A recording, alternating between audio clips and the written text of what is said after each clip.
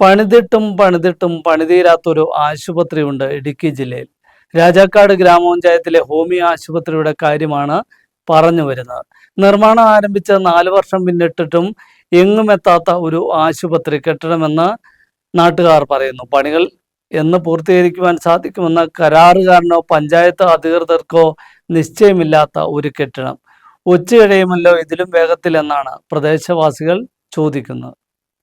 രാജാക്കാട് ഗ്രാമപഞ്ചായത്തിലെ IHRD ബിൽഡിംഗിലെ ഇടുങ്ങിയ മുറിയിൽ പ്രവർത്തിച്ചു വരുന്ന ഹോമിയോ ആശുപത്രിക്ക് അടിസ്ഥാന സൗകര്യമുള്ള ഒരു കെട്ടിടം വേണമെന്ന ആവശ്യത്തിന് വർഷങ്ങളുടെ പഴക്കമുണ്ട്. ജനങ്ങളുടെ ഈ ആവശ്യത്തെ തുടർന്ന് 2019 ആശുപത്രി കെട്ടിടം നിർമ്മിക്കുന്നതിനുള്ള സ്ഥലം ഏറ്റെടുത്തു. സ്ഥല ലഭ്യത ഉറപ്പായതോടെ 2020 ഉടുമ്പൻചോല MLAയുടെ ആസ്തി വികസന ഫണ്ടിൽ നിന്നും ആശുപത്രി കെട്ടിടം നിർമ്മിക്കുന്നതിനായി 40 ലക്ഷം രൂപയും അനുവദിച്ചു. ടെൻഡർ നടപടികൾ പൂർത്തീകരിച്ച് കരാറുകാരൻ നിർമ്മാണ പ്രവർത്തനങ്ങളും ആരംഭിച്ചു.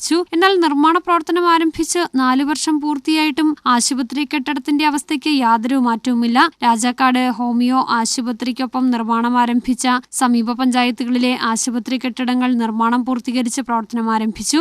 ഇനി എന്ന് പണികൾ പൂർത്തീകരിക്കുവാൻ സാധിക്കുമെന്ന് കരാറുകാരനോ പഞ്ചായത്ത് അധികൃതർക്കോ നിശ്ചയമില്ലാത്ത ഒരു കെട്ടിടമായി മാറിയിരിക്കുകയാണ് രാജാക്കാട് ഹോമിയോ ആശുപത്രിയുടെ കെട്ടിടം. ഒച്ചിഴയുമല്ലോ ഇതിലും വേഗത്തിലെന്നാണ് പ്രദേശവാസികൾ ചോദിക്കുന്നത്.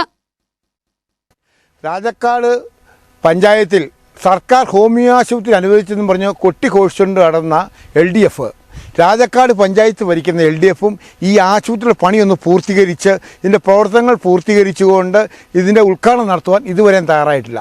ഇലക്ഷൻ വരുമ്പോൾ ആളുകളെ പറ്റിക്കുവാൻ വേണ്ടി ഓരോരോ പദ്ധതികൾ കൊണ്ടുവന്ന് ഈ നാട്ടിലെ ജനങ്ങളുടെ കണ്ണിൽ പൊടിയിട്ടുകൊണ്ട് ഇലക്ഷനെ ഫേസ് ചെയ്യുക മാത്രമാണ് ഇവർ ചെയ്യുന്നത്.